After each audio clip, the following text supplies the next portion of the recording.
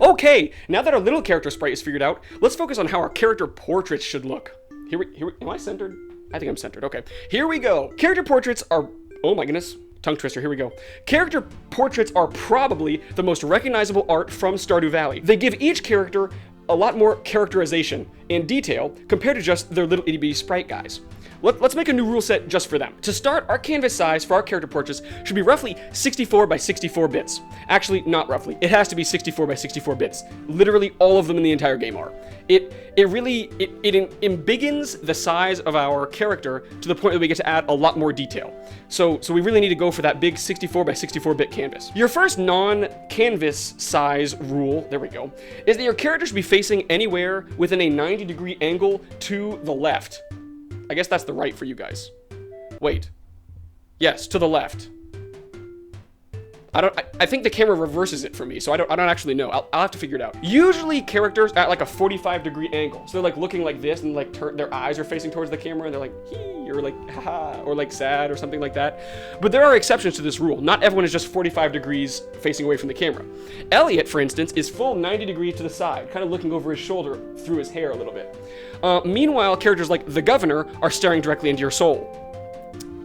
I can't really tell if I think the governor is like a cute old man or if he's just really creepy, to be completely honest. I've brought him up twice now. He just kind of freaks me out. I don't know how to handle him. Once you have the angle of your character decided, you should probably draw a circle to represent the top of your character's head.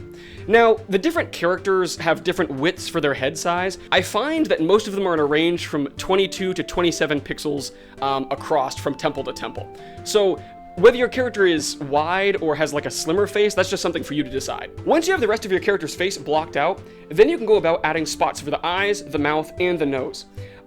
These areas in Stardew Valley pretty much follow real human anatomy, but if you've never studied faces before, it's pretty simple. The eyes go halfway between the chin and the top of the head. Meanwhile, the mouth goes halfway between the eyes and the chin.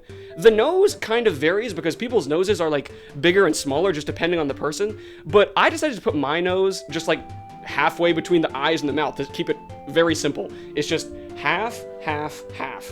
Pretty simple stuff. Next, I would add the hair as well as the ears. Remember that nailing the overall shape of your character will help with recognizability as well, and also likely just help with the look of it. So when you're going for your hair, instead of focusing on individual strands of hair, like drawing each individual strand, try instead to focus on the overall shape that you're gonna go with.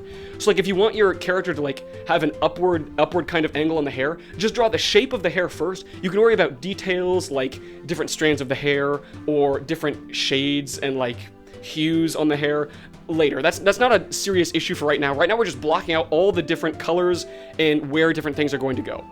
Ears are pretty simple, by the way.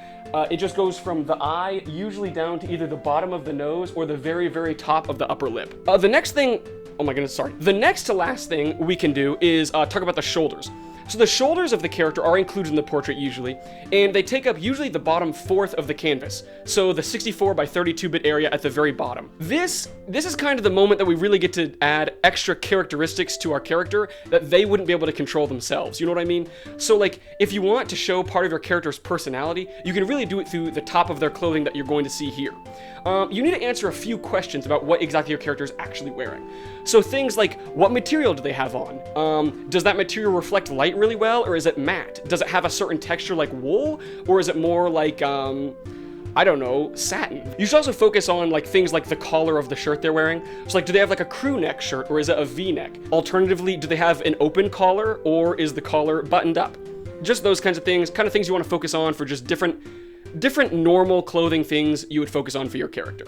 With these questions, we should also address the final and probably the hardest part of drawing our sprite, or our portrait, sorry, which is going to be the shading. There is a lot of shading going on in these portraits, as you can probably tell, which helps a lot with the kind of realism that we see when we look at these sprites. Without the shadow, they'd look a little bit bizarre just having the flat colors on. Now, when shading, it looks like Barone usually uses about 5 different shades of color for each individual area he's shading. What I mean by this is he uses 5 different shades of light for the skin and 5 different shades of light for the clothing, or each piece of clothing I should say. So like, if it was a green shirt, 5 shades of green. If there's brown underneath that shirt, it would have 5 shades of brown. And it usually, the 3 lightest shades are what is used the most. So you only really use the darkest 2 shades in the darkest areas, which I mean, I guess that's pretty common sense. So I don't know why I added that, but it seemed important, so there it is. Finally, we need to talk about that the lighting for the shading also, once again, comes from the camera, it looks like. So areas that are kind of facing away from the camera have the most shading. So if they're at the 45-degree angle that we talked about, this area is the area that would be shaded.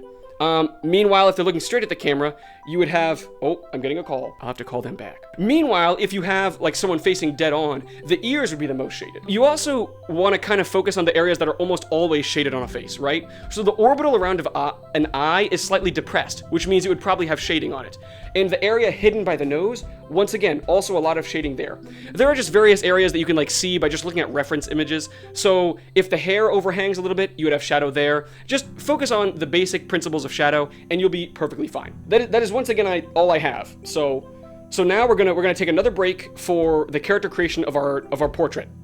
And once again, I'm not gonna do the outro. I'm gonna make future Talon do that. Maybe I'm just lazy. I don't know. For my character portrait, I decided to take my little detective guy from the last video and age him backwards a couple of years. I liked the idea of my detective, but I also wanted to draw a young-looking guy for my character portrait. Who knows? Maybe you figured out a way to time travel so you can meet both the young and old version at different points. While making my sprite, I once again struggled a bit with the shading. There's always something, but I eventually landed on a spot that I liked. So in the end, all was well. Thank you so much for sticking around to the end of the video. It means a lot. If you like this video, please consider subscribing to stick around. I have been GoatBlob, and I will see you in the next one. Have a good one.